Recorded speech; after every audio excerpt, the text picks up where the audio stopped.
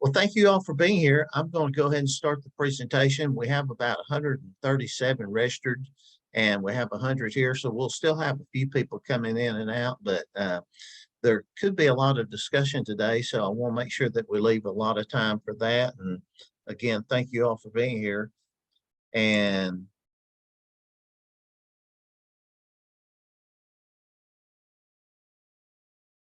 Robin, can you see those slides? Okay. Well,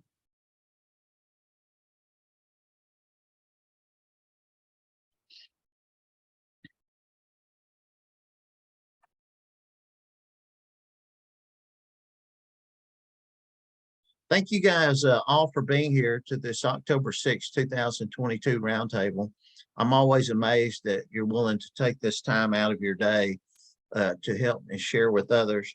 And keep in mind that these are recorded. And when we do record these sessions, we nearly always post them on some type of social media platform like YouTube. So if you do not wish to have your picture displayed, you may want to participate with your video turned off. Otherwise, your participation serves as consent to your picture being posted. We sure appreciate you. And of course, this is our third season, I call it, of our roundtable, which started out as COVID response, but it's been such a valuable tool. You guys being able to learn from each other, it's just been incredible, and I'm thankful that we have it. And as Neil deGrasse Tyson would say, brace yourself because knowledge is coming. And today on October 6th, it's kind of a couple of interesting things happened in history. It was the first retirement of Michael Jordan from the Bulls. Also today was the birthday of Tony Dungy, who was an NFL Hall of Famer, played for the Steelers and then coached for the Buccaneers and then won a Super Bowl with the Colts. And today's the days that we said happy trails to Eddie Van Halen. And just as Van Halen worked to make Diver Down one of the best albums of the late 70s and the early 80s, the CTAT folks use these roundtable discussions to work together. And I'll never say it enough, but I learn something every time I'm on here, and it just amazes me at how you're willing to share information and used to benefit other schools in the state. And it's just really appreciated, and it's invaluable, I think, to all the members. As usual, if this is your first roundtable, we always go over the programming that's common to CTAT.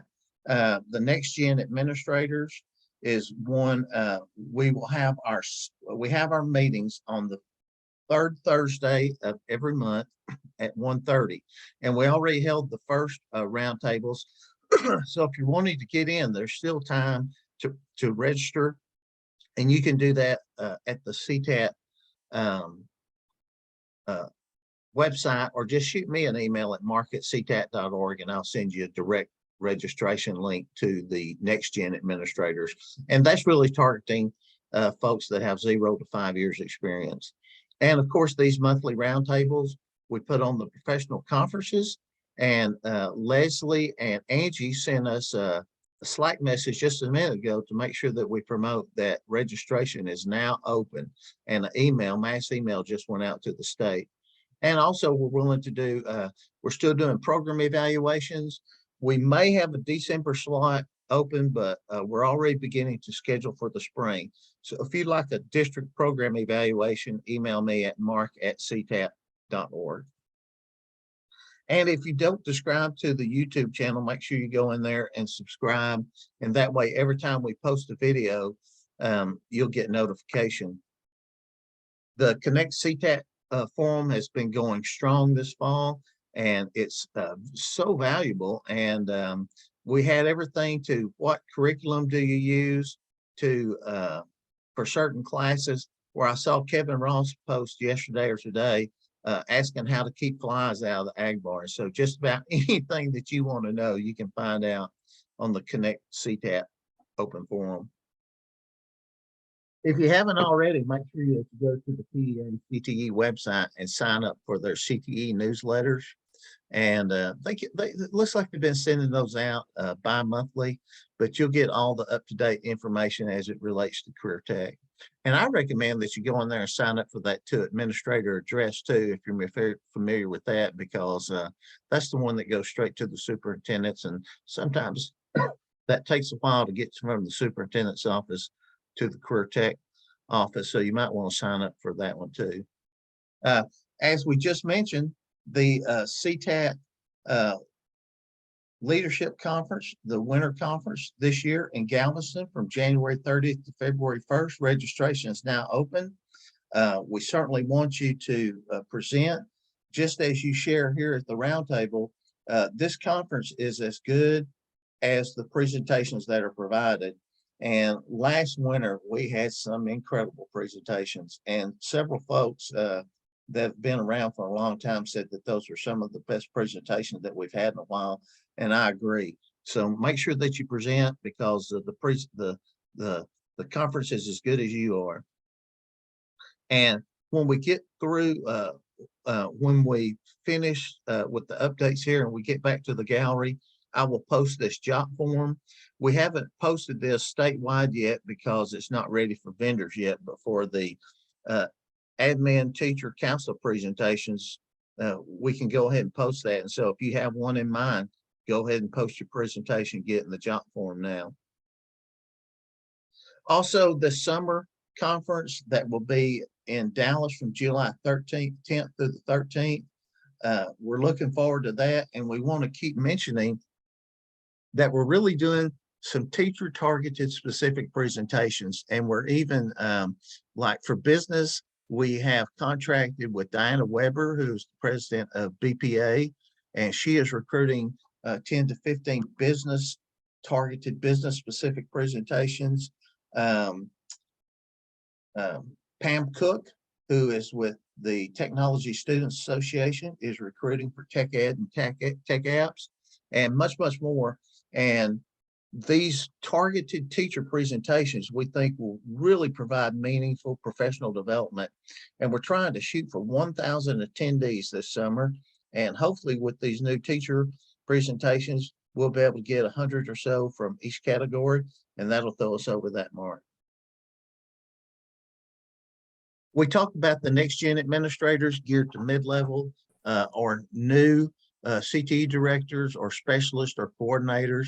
And of course, you're always welcome. We're still taking registration for that activity. Also, we've been doing some IBC reviews, and we already have 100 views on the ICEV industry-based certifications review.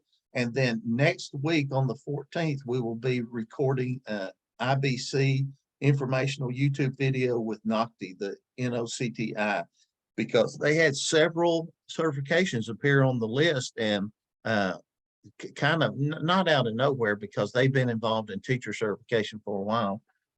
And Sarah Martin from Katy actually is on the board, and Carla Ruge with Denton has used these certifications for a while. So many of you are using out there, but far more, this will be your first experience with the NOCTI. And so we're looking forward to that video to appear on YouTube.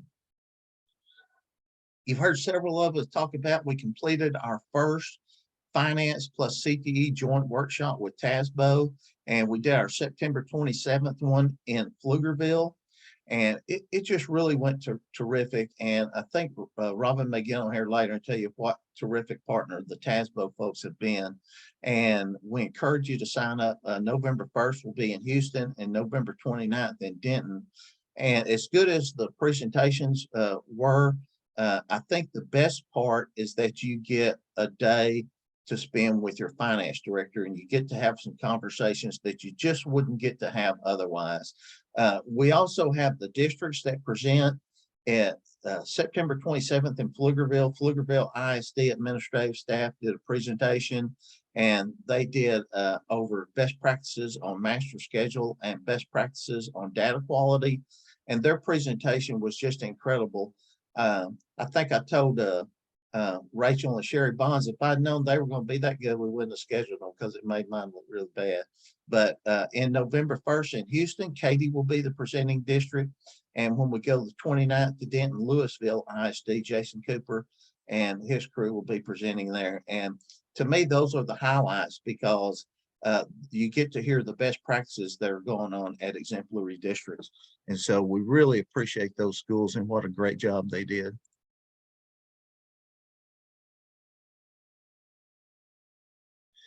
Some more updates. Ms. Bonds, do you have any update from the TEA Leadership Committee as our sitting CTAT president? Actually, I am going to punt it over to PT. I wasn't able to attend the very last one that we had last week, but PT was, so I'll let him chat. Alrighty. Let's see. Some of the things that were talked about, regional programs of study, the proposals, the proposal submission window opened up October 3rd and it's due by November 1st.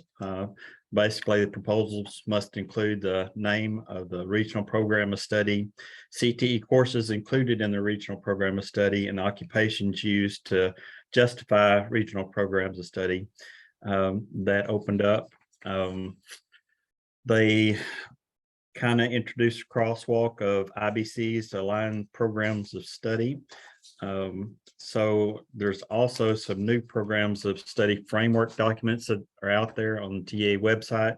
One of the cautions that were there, what they stated, go by the CO22 table versus going by the framework. And some of the areas there are some mistakes as far as I believe credits or hours or something like that. So be sure that you're looking at your CO22 table versus a framework when you're looking at some of that stuff there.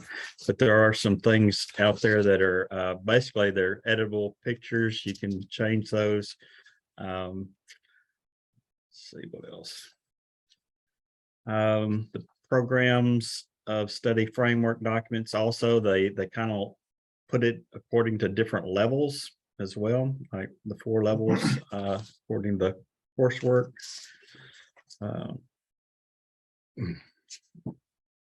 And they talked about IBCs, the earned, passed, and attempted. So, and I'm sure they'll be sharing some of that with you as well. But anyway, it's kind of that in a nutshell. Thank you, PT. Also, Ms. Harris put in the chat box during that, when you open up the CO22 table on the Tweeds, a lot of times it'll open up to 2021 or make sure that you're using the current year. You got to go up there and change the year and hit open. And Ms. Harris, I have to do that nearly every time because mine opens up correct. PT, thank you for that update. And we sure appreciate you guys that serve on that TEA Leadership Committee. Yeah, and one more thing, there is, if you look in the CEDAR reports, there's some technical assistance reports and CTER. You'll go into the teal side of that. So anyway. And we don't have any live examples to show on CTER, but I think all of the service centers are pretty much doing updates on that. And those CTER points, I went to a training that Lisa Harrison did last week, and they're really good, useful reports. So I encourage you to make sure you look at those. Thank you, PT.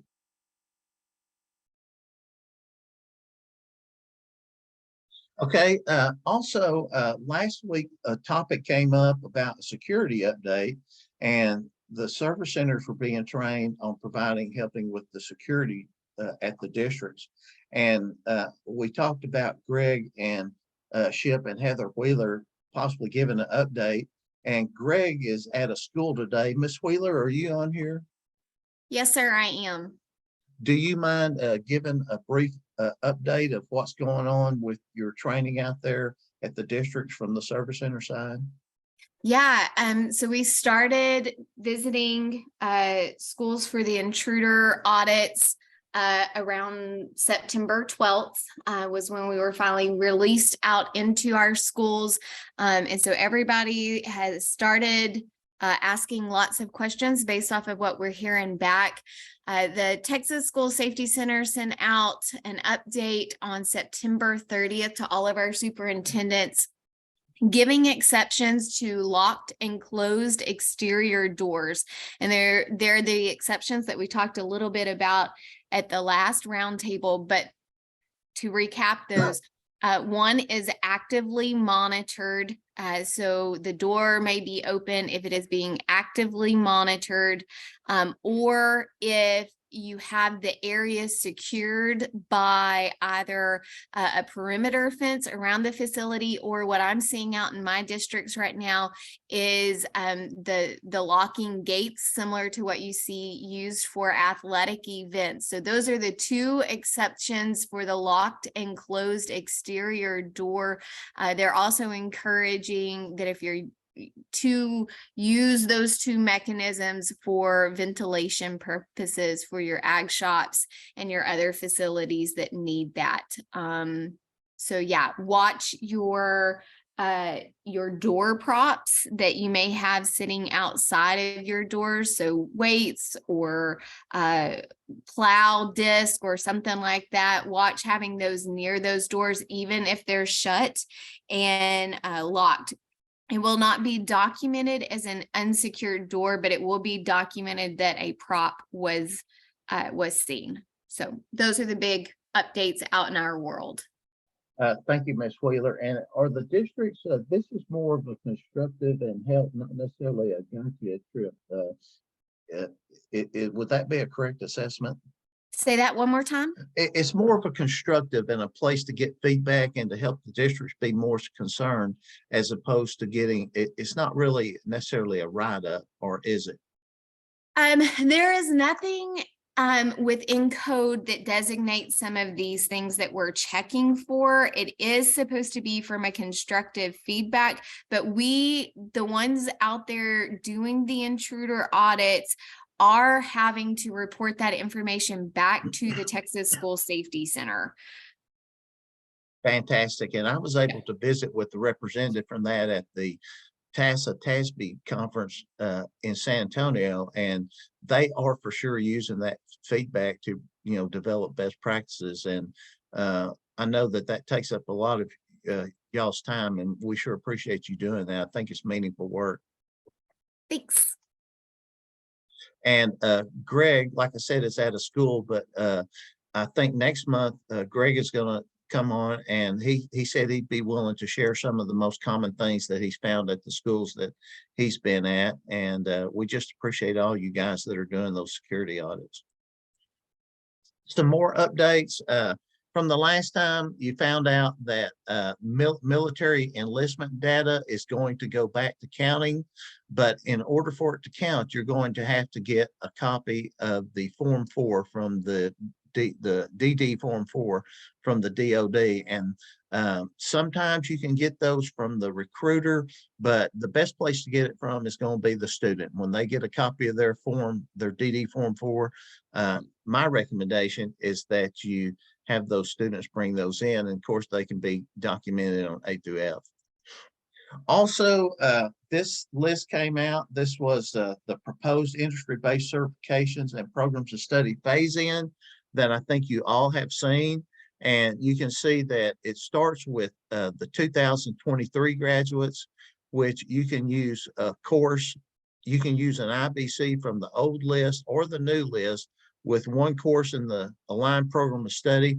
However, the point of not contention, but kind of the stickler there is that that's had to be level 2 or higher. And of course, many of our freshmen last year would have earned OSHA or NCCR core or a Microsoft Word as a freshman. And if the course wasn't level 2 or higher, if they had it in principles, then it's not a level 2 course. So of course that wouldn't count. But one thing, Ms. Kilgore met with Robin and I this morning at 11:30, and she did want me to emphasize that if it's a level 2 on any program of study, it's a level 2. So some of that, there's some conflicting programs will be level 1 in one program of study, and the same course will be level 2. So it's treated as its highest level. So if it's level 2 in one program of study, it'll be counted as level 2 in the phase in. And I haven't double checked it, but Miss Kilgore, and I trust her, she said that nothing goes past level, nothing crosses the level 2 to the level 3-4 boundary. Ms. Hendricks asked, will a 1 credit level 2 course taken and only, to my knowledge, it's the course, not the credit, Ms. Hendricks, is what they were saying. So if you got your IBC in a half credit course that's level 2 or higher, the 2023 graduates can count that. Okay, now as far as this is still in the proposed phase, and we asked outright, when will this be final? And she said, look for the final determination to come out in November. And she said that there were over 200 and something responses to the during the input process. And so she said that the commissioner does listen and that there isn't a chance that some changes will be made to this. Although I wouldn't bet a toe on it. Ms. Crow asked, do they have to earn it in the level 2 or higher course, or can they have earned it and have a level 2 on their transcript? I think they have to, as long as they have a level 2 course or higher on their transcript is the way I interpret that. Somebody else might chime in during the roundtable discussion, but they have to have 1 course in the program of study that's level 2 or higher. And that, of course, that only applies to the 2023 graduates. Thank you, Lisa, for verifying that. Of course, if you have a question, there's your TEA CTE team. And one of the things that Candace brought up on the area presidents meeting today is that they've reached out to Les, who is their area 10 and 11, which is our CTAT area 2, the North Central Texas group. They're having Les come and speak at a meeting. So if you have a meeting and you want a TEA person there, you might reach out to the TEA person who aligns with your ESC Service Center region. Like we talked about before, there's you're reporting this year for the first time, attempted, passed, and earned. And probably the best example I can think of the difference between passed and earned would be once you pass the 2 cosmetology exams you need to earn your certification, then you still have to apply to TDLR to get your license.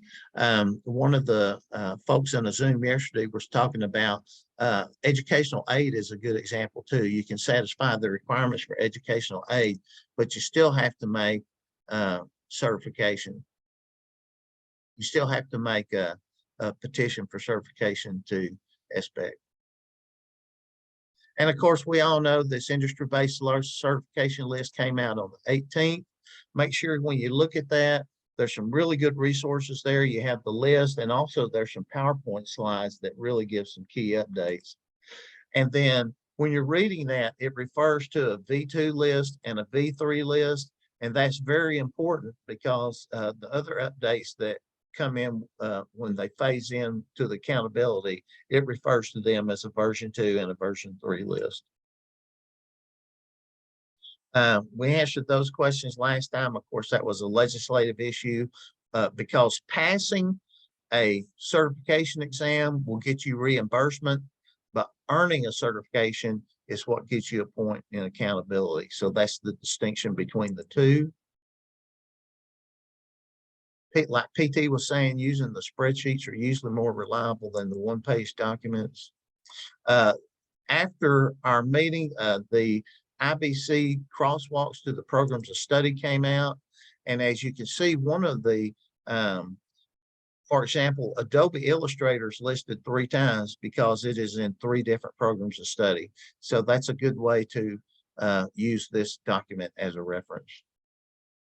Also, a lot of times I've been getting some emails saying that when they look at their numbers on the spreadsheet, they're not always right. Make sure that you have the latest copy, because when we moved the spreadsheet from Excel to Google Docs to a Google Sheet, some of the numbers got corrupted and we reloaded it, and they should be right now. But also, so make sure that you look at it. And one thing that you can check is a level 2 course a level 1, level 2 should be 1.28, and a level 3 course is 1.47.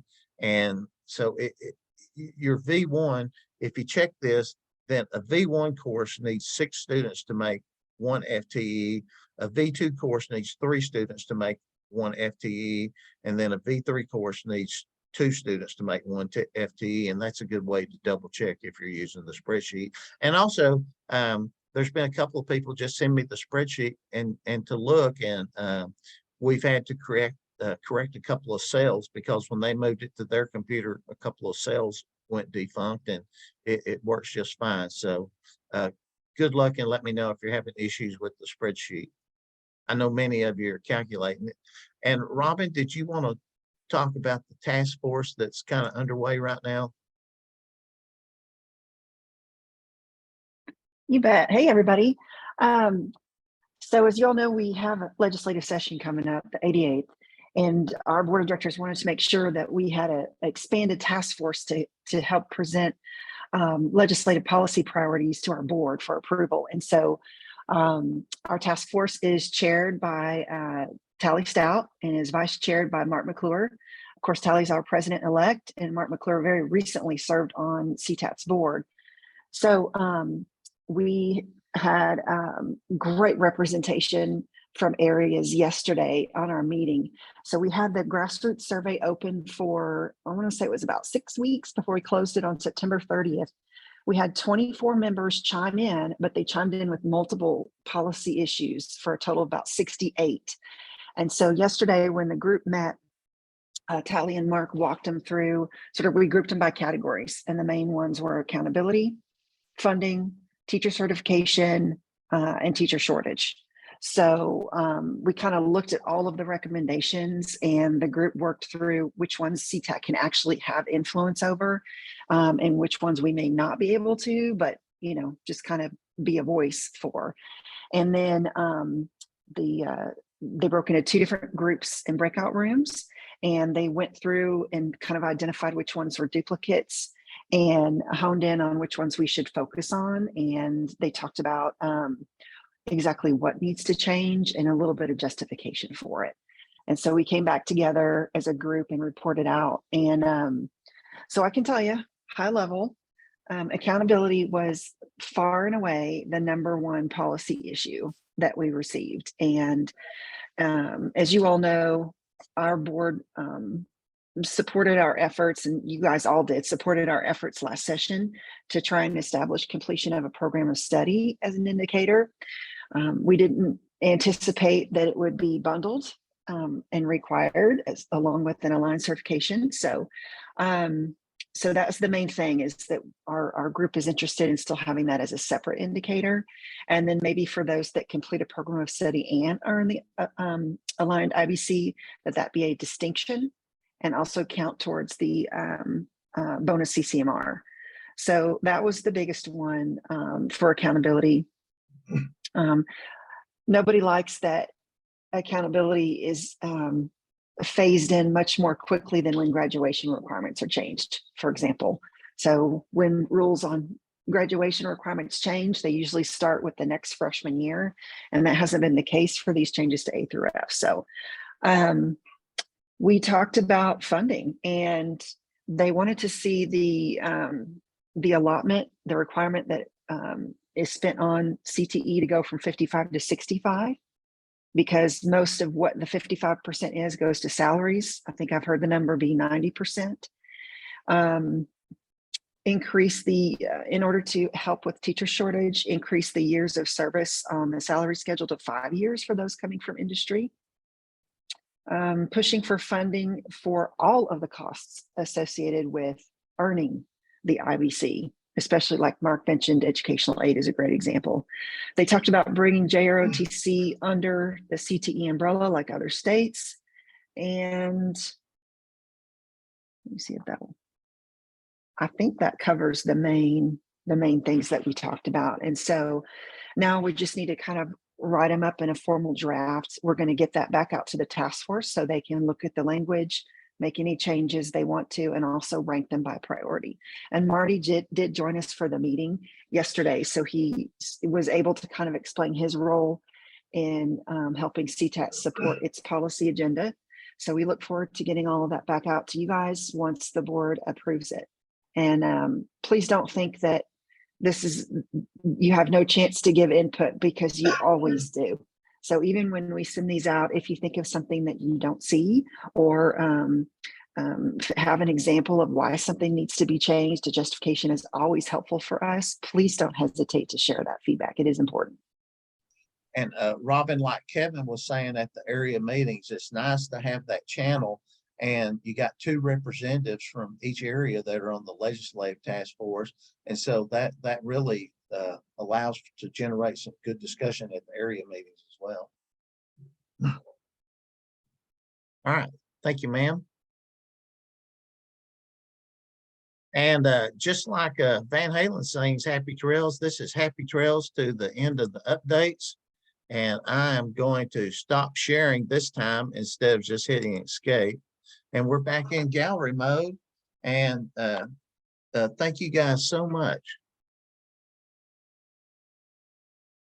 Miss Wheeler and PT, and thank you. I thank all of you guys for your updates. So what does everybody have on their mind?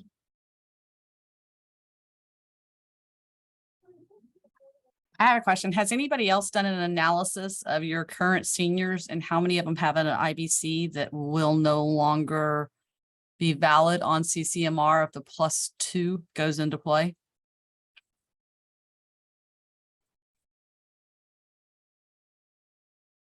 That's a good question. And we're doing it right now, like I'm in the middle of it. And then the next question I have is the question of reimbursement of the certifications.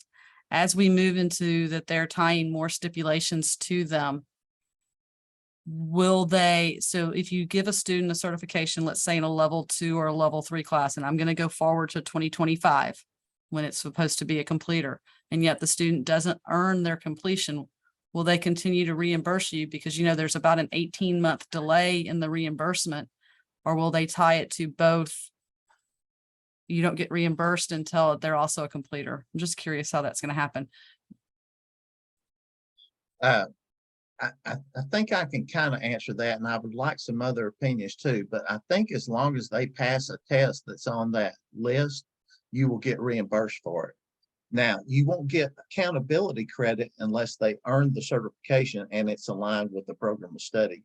But legislatively right now, in order to get reimbursement, all you have to do is pass an exam that's on the approved list.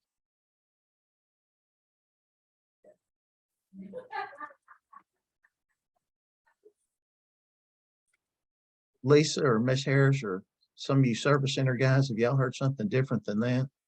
No, Mark, that's it. That's exactly how I know it to be. Because Okay, it came to the legislature. So yeah, the TEA can interpret some things, but they can't remove or stop doing things that come from the legislature. So since that was money was told to be put in and set aside for this, but if there's ever a change in the legislature, then of course all of that goes out the window. we've really done a good job of making this as complicated as possible, but passing and earning certifications is really 2 different categories of it's like earning credit and earning funding. You know, it's 2 completely different things, even though it's the same kid sitting in the same room taking up the same airspace. I can't wait to see the flow chart that's going to be developed on the pass and the earn, because you know it's going to have to be. It's going to be like the old coding flow It's going chart. to be like articulated credit. No doubt about it. Yeah. Miss Brewer asked in the chat if she has a student that earned an IBC outside of school. Will that count on the CCMR point? It's going to depend on if they also have as proposed. It will also depend on if they have the right amount of coursework within that program of study. We've had some students through BPA, I think it was, that had the opportunity because they went to nationals one year that won some certifications. And the advice that we were given then is because they had earned them free, And then the same with some students who go to some of the welding competitions based upon their welds, they earn their welding certificate, some of the certifications. So what we were told is to put $0. So for zero reimbursement, because since we hadn't paid for it, we weren't eligible for the funding for it, but you could still get the student could still get the credit for it. Right, you would still get it, but she's asking, within the new rules as proposed, will they get the CCMR point? And that's, I Only think if that, it's aligned. yeah, only if it's aligned, right? Yeah, it's funny, but I'm glad you said that, Miss Crow, because when you were saying it, I was thinking of the welding. You know, a lot of the welding contests will give those D1 at the same time. Mark, one of the things that was mentioned earlier was that the level 2 course, if it was a level 2 on any program of study, then that it would count with that certification. But I think it has to be a level 2 course aligned with the program of study. So if it's a certification only aligned with one program of study, and within that program of study, the course where the student earned the certification, or the highest course that the student has is a level 1 course, then the certification won't count. The level 2 course has to be in the aligned program of study. Well, I think I hear you, Miss Ayers, but let's say that let's say that a course is in 2 programs of study. And in one program of study, it's a level 1 course, but in another program of study, it's in a level 2 course. What Marcette told us this morning is that they're going to change that to where it's going to be the highest level. So that you will no longer have it be level 1 in one program of study and level 2. They're just going to move all those to level 2. Does that make sense? Perfect. So they'll change it in each program of study so that it will the courses will be a level 1 or a level 2. Is that right? Robin, did I hear that wrong, or did you hear it the same way I did? Yeah, same way, that if it's a level 1 in one program of study and a level 2 in a different program of study, it just counts as a level 2, Right. whatever its highest designation is.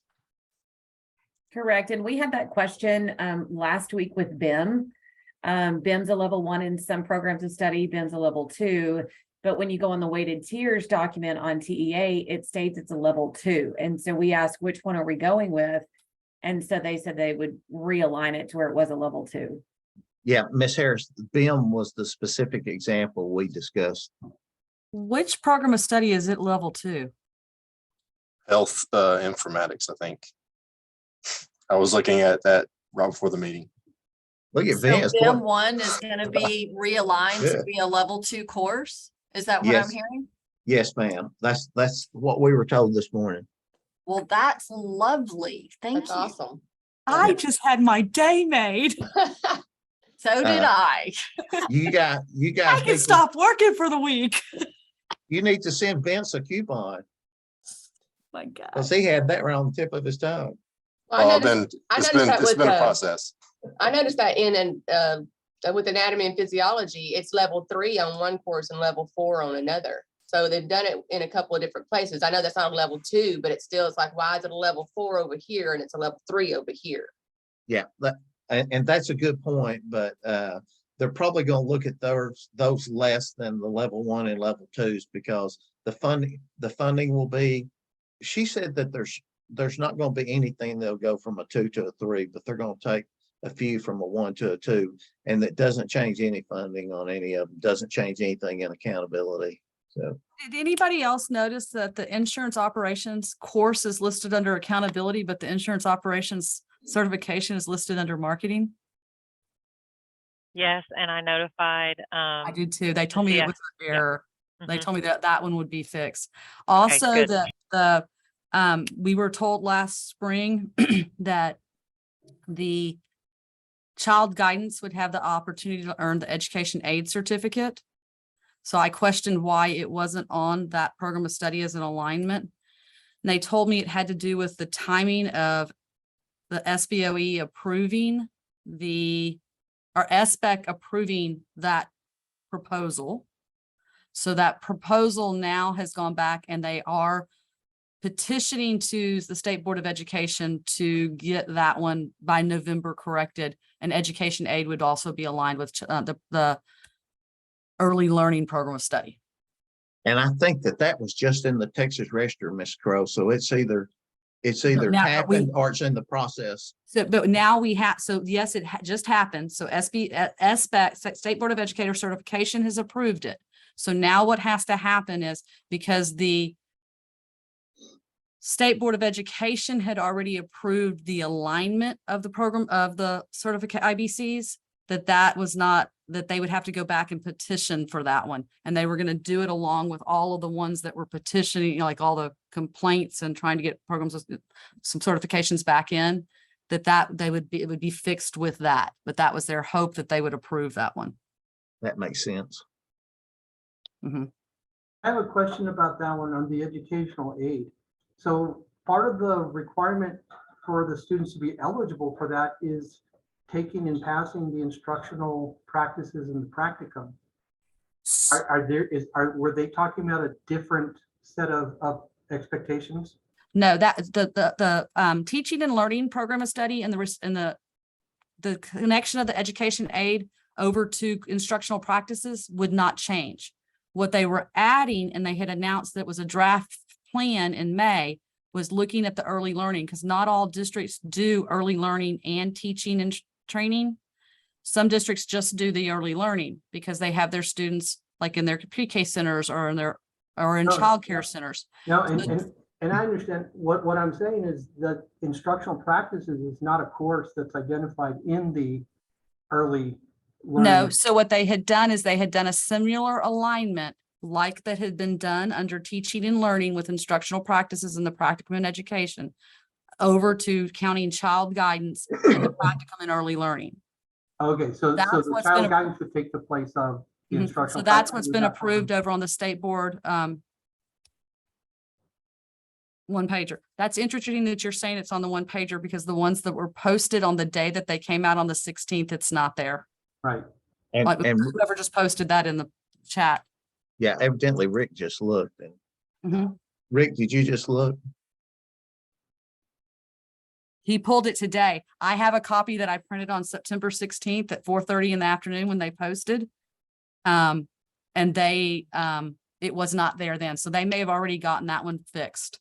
Well, let me tell you, grass does not grow under the feet of Rick Bracey. He's on top of it. Well, I'm glad you caught that one, because that's going to make us happy. We'll go ahead and make some changes. Mark, we looked at that this morning and it's on there. Okay, good deal. So they must have made the adjustment.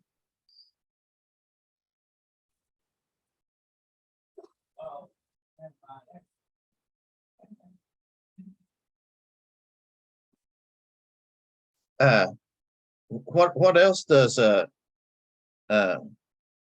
anyone have?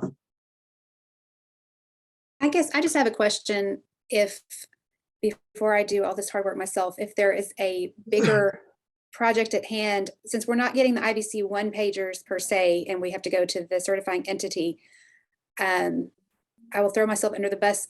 Until Travis said something at one of these roundtables, it never even occurred to me that my farm tech students had not earned their certification because they hadn't registered with the state. And so even in good faith, I would have said that they had earned these. So I guess do we really just have to go look up all 275 certifications to know all the steps to earn? Or is there, does anybody know what I'm talking about? Like, am I feeling this alone? No, that would be really helpful. I think the earned is going to be very confusing, is all I'm going to say. And the guidance was that to talk to the teacher, and I agree with that. In that instance, like my teacher that does pharmacy tech will know that. And so I guess that's just where I need to start. I'm worried I'm just going to miss something and report incorrectly just due to ignorance, I guess. Rachel, are you using PTCE, the pharmacy tech board, or who are you using? Yes, I mean, they go and they take their test, but I really just thought they were done at that point. So now I know better. When you know better, you do better. But and we haven't had to report earned, so I won't do that moving forward, but that's just kind of an example of, there might be a piece of a IBC, especially the new ones that I'm just not familiar with. And I mean, I can look them all up, but even then, I don't know that I feel confident that I'm getting all the information that I would need. Well, same thing with the security officer, right? Because of the fingerprinting piece as well, and the educational aid also with the fingerprinting. And cosmetology and CNA. Yes, yeah, Let's just list them, because for Yeah. sure, I know what you're talking about. yeah. And Right, so we right. would need those guidelines as far as what exactly is considered earned. Yeah, I agree with Rachel. I have to say something about the security services. Hi, Diana Penny, McAllen ISD. The security service level 2, the fingerprinting and the application for the certification happens when you get hired. It happens by the entity that you are hired by. All you have to do to earn the certificate is take the approved course and pass the test. And I got that straight from the person who does it for us, that contract person.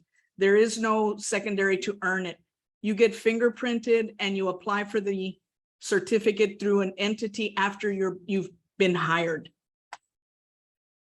Do you keep copies of all the certificates? Is that how you enter them? Yes. Your SIS through actual visual of the certificate? Yes, we keep copies of all of our certificates. And Diana, that's what we were doing with our security level 2. We were only doing the exam. But then somebody had come back and said that we needed to do fingerprints, and I had never seen that. So we had always been reporting just upon passing the exam. We've never asked for fingerprinting, but that clarifies a lot. It's inaccurate. I talked to Guerrero and other people from the state, and they've all given me the same answer. The fingerprinting happens once they have been hired by the company. The company pays for the fingerprinting and the next step. For us, all they need is to take the approved course and pass the exam. And see, and that's, well, I was gonna say that's different for the educational aid, because I mean, on the educational aid, it isn't also when the student gets hired that the actual fingerprints are required. So that's kind of a little different of a process there. Do y'all do the educational aid and do y'all do the fingerprinting? Yes, we do the educational aid. They have to get fingerprinting, have to get fingerprinted. They have to apply for the certificates. And then our district approves that after we show them that they took the required courses and passed. Yeah, and then they post on their SPEC as the educational aid one. That's Correct, what- but that's very different from the security level. Yeah, and we do those steps as well. So the application fee, the fingerprinting fee as well for educational aid. Okay. And Rick posted it, and he said that TOPS, which is kind of oversees the schools that provide the security level 2, that they issue a card on passing the exam. So I would say that card would be sufficient. That's correct. Well, and I'm wondering, are we getting the same point for earned and passed? No, you only get a point for earned. You get reimbursed for passed. Mark, on that security one, I received my card for level 2 before I ever even completed the level 3 certification in that security officer training. You get it, and she's right. The hiring entity does the fingerprinting. Or if you go on and do a level 3 where you're commissioned in level 4, you'll get your fingerprinting there. But the level 2 is immediate card issue. Rick, you are batting 1,000 today. Well done. Can I ask a question for Rick Boo? He's in an airport and it's loud, so he texted a question. Does anyone know if NCCER core is going to be added to AgMech? I did that. I asked that specific question of Lacey Freeman, and she said what determined whether or not NCCER core was in that program of study is, did another NCCER core certification fall within that program of study? And AgMech was an oversight. It was left off as an oversight. So I don't know if they're going to fix it this year or not, but I know that she's looking at that for sure. Somebody else may have more up-to-date information. That's a month old. Mark, I just want to make sure that we get clarification on this BIM situation, because this is news to us, or at least to me, in terms of the course being in level 1 for the business program. Yo, Leah, you got. Yes, can you hear me? Yeah, we can now. Go ahead. Okay, so the BIM being in level 1 in the programs of study in business, and then level 2 in the health informatics. So we have a local tech app requirement here at our district that we kept when the state went away with requiring it, we still kept it. So many of our students are taking the BIM as a local required credit, which they are earning their Microsoft Office certification. So with that being said, are we saying that if that's the only certification they have, say it was a Microsoft Office Word and they got it in BIM, which is a level 1, is that automatically because of the misalignment with one being in level 1 and then level 2 in a different program of study that they would be considered CCMR because now they're moving it to a level 2? Is that what we're saying? Or does it have to be still followed up with another level 2 in the business program of study? According to what we were told this morning, that would be correct. It would be considered level 2. And it sounds like Lisa and Kimberly and some of the other service center folks have had conversations too. So do y'all want to jump in or? Yeah, because I think several of us are requiring that. We'd like to see it in writing somewhere because our CNI departments are going to be questioning that. Okay, where does it say that? Where does it say that we don't have to go back and follow up with a level 2 in the business area and or, you know, consider taking text app away and all of these discussions that are currently happening.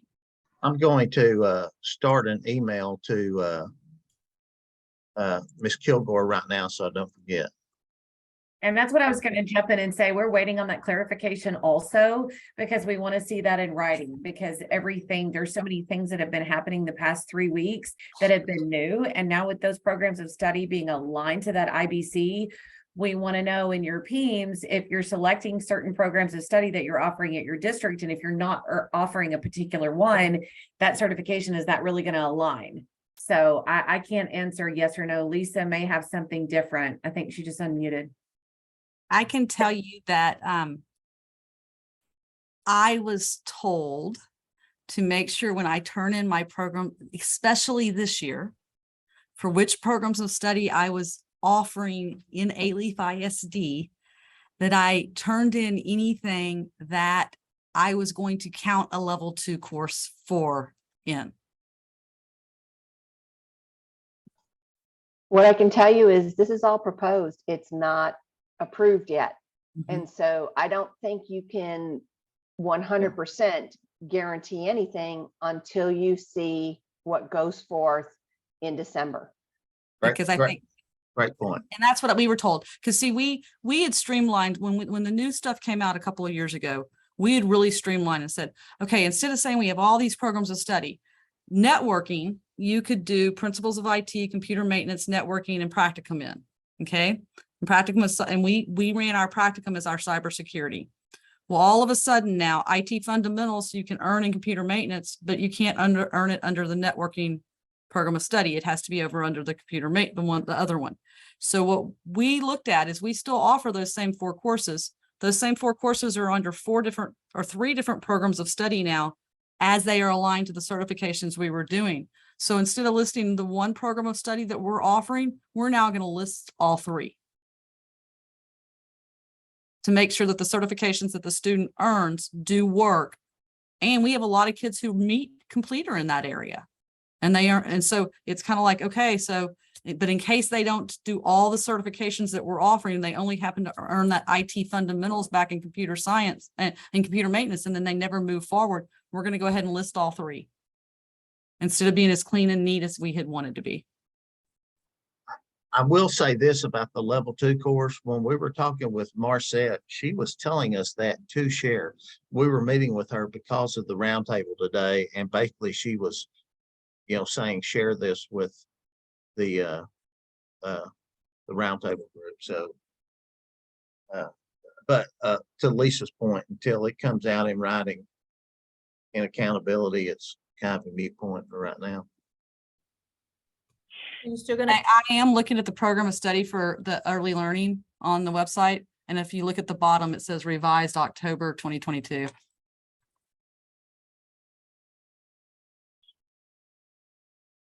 Good pull there, Rick.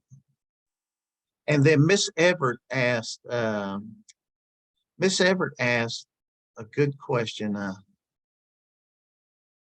Miss Everett asked in the chat, when entering certifications, do we have to enter them every single time they take one, or just the final outcome? For example, if they take the test 3 times and fail it, do you enter 3 times or just once?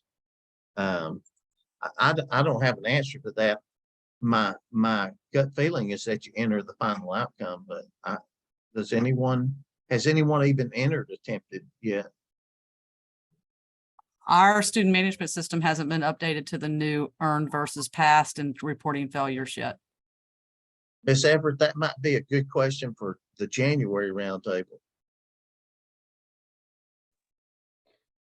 We've debated this, Mark, in-house, and we haven't heard clarification yet from TEA on it, but the thought is you're supposed to be reporting attempts because they have to report to the feds failure rates. So is that a failure rate on the number of times the test is taken, or is that a failure rate on a student? Yeah. And so if it is a failure rate on the student, if during the same reporting window, they took it, failed, and took it again and passed it, you would be okay to just enter once they were successful. I think at any time, if they took one in May and then they retook it again in June, those are separate reporting windows. You would have to report it even though it is the same student. What we don't know is that expectation that every single attempt gets entered and that they will calculate one student could count as a failure 3 times when they're turning over their data to the feds. That we're not sure on. Yeah, those are really good questions. Thank you, Miss Everett, for posting that. Thank you, Lisa. That's somebody's gonna have to tackle that eventually. And then a lot of folks are posting that EMT should be in health science and the emergency responder pathway. And I asked about that one specifically too.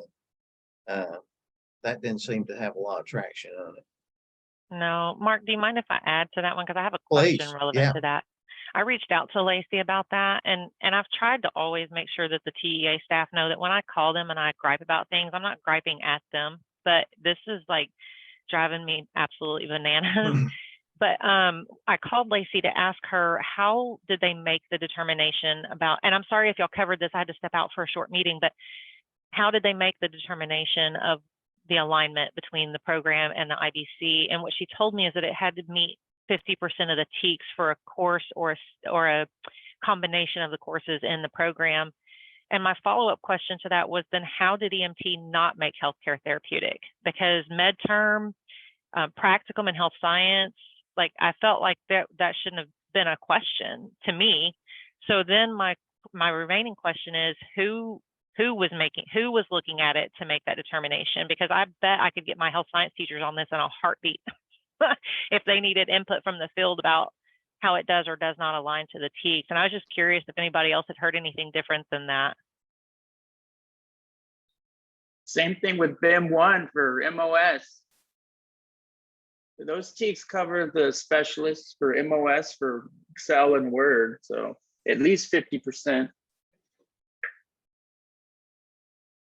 Yeah, I couldn't agree more. And Ms. Hendricks, to answer your question, I don't know what the process was for aligning the programs of study to the IBC. She just said it was a committee who evaluated the TEKS, but I didn't further ask who was on that committee. I just am wondering if there's any value in having our teachers put something together to share with them. That one, I mean, there's others too, but that one in particular is kind of a big deal. I don't want to start making decisions about our programs based on whether or not TEA aligned something, but at the same time, we can't be reimbursed for it. It won't count in accountability. I mean, there's just some barriers that are being put in place that are going to make it really hard for me to hold on to those things. And EMT can be an expensive one. Well, Tracy, we're facing that with drone because we've done it through engineering. We do it with our aerospace engineering course, and then we've kind of developed our own pathway over there because our teacher who has really great experience and he's having great success, he's over under the engineering world. He's not like a transportation guy. And when you look at the unmanned flight and you look at the regional programs of study that they're aligned to, and we could be okay right now because our students, most all of them do go through aerospace. And so that is a second level course. But thinking long-term, if this proposal comes in that by the class of 25, they have to be a completer, we need to know now for next year to realign that entire program if there's no hope that it would come to the general engineering. And I don't understand why aerospace engineering is on one of those programs of study, the one under transport, not the unmanned flight. The unmanned flight has engineering science and the other one has aerospace. And we're like, these kids are taking those same classes. So where is it that it's, and to do drone, you don't have to be a technician of a plane. I'm going to add that to my TEA email, ask how were the decisions made to align programs of study with IBCs, and are those appealable? Can you also? Mark, I think Lisa's letter that she sent today on that right there may help some. Okay, I was kind of waiting for us to end recording, but I'm going to go ahead and speak. Do you want to end the recording first, Lisa? Just because I think it's going to bring a lot of people's comments that I don't know that they want recorded. What I would have to share was shared publicly in front of 70 superintendents yesterday. So, let's do that. But is there anything that anyone has for the whole group before we get into the Slack? I don't know what she's about to share, but mine was kind of related to what they were saying, but mine was in regards to like Microsoft Office with it being specialist now to expert. And my question on that was that what the rationale was behind changing it to expert when I have my personal children who are in college and they're taking business courses that they're certifying, and the certification they're going to do in their college course is specialist. It's not expert. So why are we making high school students do expert when our college level kids are only doing specialist? And Mark, I'd like to jump in on, and again, still certifications, but it doesn't make sense to me as, you know, as big as the world is getting, it's getting smaller as well. And we can talk about a lot of these certifications, such as the drone certification. Drone certifications you find in fire science, you find in law enforcement, you find in EMT, you find in, you know, search and rescue, you find in civil and structural engineering, you find on the construction site. Why are we limited to a certification in one area when industry is demanding those certifications in multiple areas that may or may not even be related? So at some point, you know, could we, as, and again, a recommendation to the state, just like we're doing regional programs of study, can we not indicate where we're attaching some of these certifications so that we go into the year with the state knowing what we're doing, as opposed to we're doing something that the state's not going to recognize later? Well, to me, that's a great question. I just don't think that there's a process for that right now. And that's a great question for Marcette to see if there will be a process in place to appeal or to get your IBC aligned with a program of study, especially a regional program of study. But well, and case in point, I have I'm working on a partnership with the El Paso County here, and part of what they're wanting, since we have various engineering programs and we also have a drone program, they're wanting our students to get certified and to go out and work with their processors to map out the county section by section via drone. But the kids have to have the drone certification. However, now I have to pay for that certification. That's not going to lead to a point for us because, and it's for the kids, so we're going to do it. But it's not going to be a point for us because it's not in the proper program of study for us to get a point on that particular certification. And we have 100% passing rate right now. It's a great program.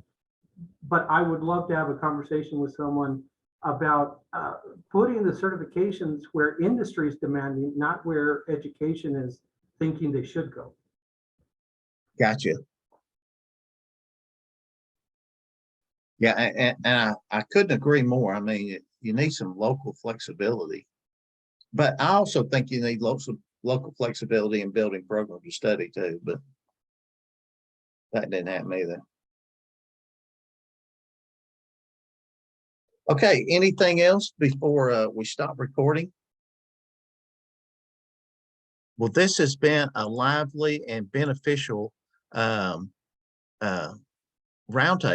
and I really appreciate you guys because what I learned on here are really some best practices and what you do at your districts. And I hope you don't mind, but I share that a lot of times with other districts, and I probably 10 times a day I say, well, I heard on roundtable from so-and-so that they do this, and that seems to be a great process for passing along information. And this is a great way for you to get to share with each other.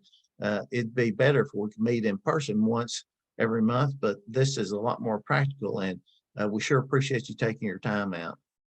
So without further ado, I'm going to stop the recording and we'll go into the Slack.